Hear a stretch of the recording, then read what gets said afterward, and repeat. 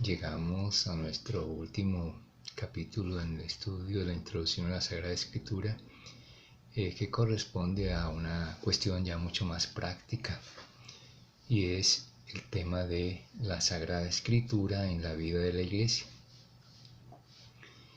Y como hemos empezado con nuestro documento Dei Verbum, vamos a concluir también con él en lo referente a los estudios bíblicos.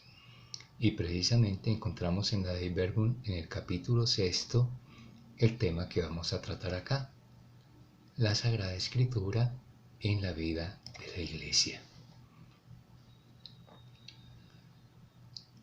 Y para ello entonces nos centramos en el numeral 21, que se titula La Iglesia venera las Sagradas Escrituras, pero quiero centrarme en este segundo párrafo, o sea, en el parágrafo 2 del número 21 de la Dei Verbum, y centrarme expresamente también para subrayar lo que nos concierne con respecto al cristiano en sí mismo. Dice el documento: es necesario por consiguiente que toda la predicación eclesiástica, como la misma religión cristiana, se nutra de la Sagrada Escritura y se rija por ella. Con esto se está subrayando la importancia de la Sagrada Escritura, de la Biblia como palabra de Dios en la vida de todos los cristianos. Y la razón, dice, porque en los sagrados libros el Padre, el Dios que está en los cielos, se dirige con amor a sus hijos. Es lo que hemos visto desde el comienzo de nuestro estudio en este curso: un Dios que se comunica con nosotros, sus hijos, y habla con ellos. Y ya hemos comentado de qué manera habla: de una manera cercana e incluso utilizando nuestro propio lenguaje. Y luego continúa el documento: y es tanta la eficacia que radica en la palabra de Dios, que es en verdad apoyo y vigor de la Iglesia y fortaleza de la fe para sus hijos. Subraya entonces acá la expresión: la fortaleza de fe para sus hijos. Como creyentes, nosotros tenemos nuestra adhesión a Dios, pero ¿qué es lo que nos liga a Él? ¿Cómo nos hemos ligado a Él? Pues a través de su revelación, Dios que se ha revelado y se nos ha manifestado y se ha comunicado con nosotros precisamente a través de su santa palabra. Y de esta manera entonces vemos fortalecida nuestra fe. Y además de tener fortaleza para la fe, sigue diciendo el documento, es alimento del alma.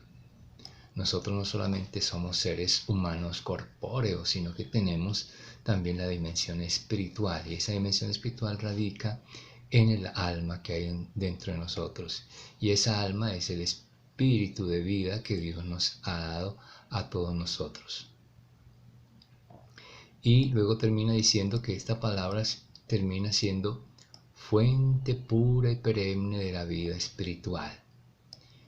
Y en el caso concreto nuestro, llamados a la vida religiosa, sabemos de la importancia que tiene la dimensión espiritual en nuestra vida, al punto de que hablamos de una vida espiritual. Sin ella no podríamos nosotros realizar la labor que realizamos o experimentar la vocación que estamos experimentando, y desde luego también nuestra consagración a Dios.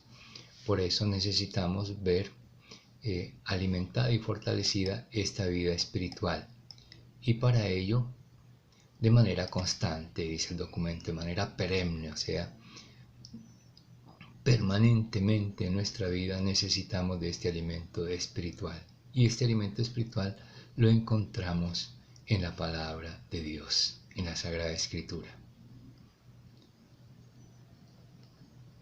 Por eso culmina entonces el documento en este parágrafo segundo del número 21 diciendo: muy a propósito se aplican a la Sagrada Escritura estas palabras, pues la palabra de Dios es viva y eficaz, que puede edificar y dar la herencia a todos los que le han sido santificados.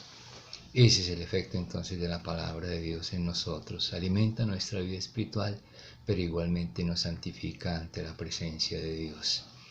Aquí entonces notamos en este numeral 21, en su parágrafo 2, entonces la importancia que tiene la Sagrada Escritura de manera general en la vida del cristiano, o sea, como hijos de Dios, como discípulos de Cristo, como miembros de su iglesia.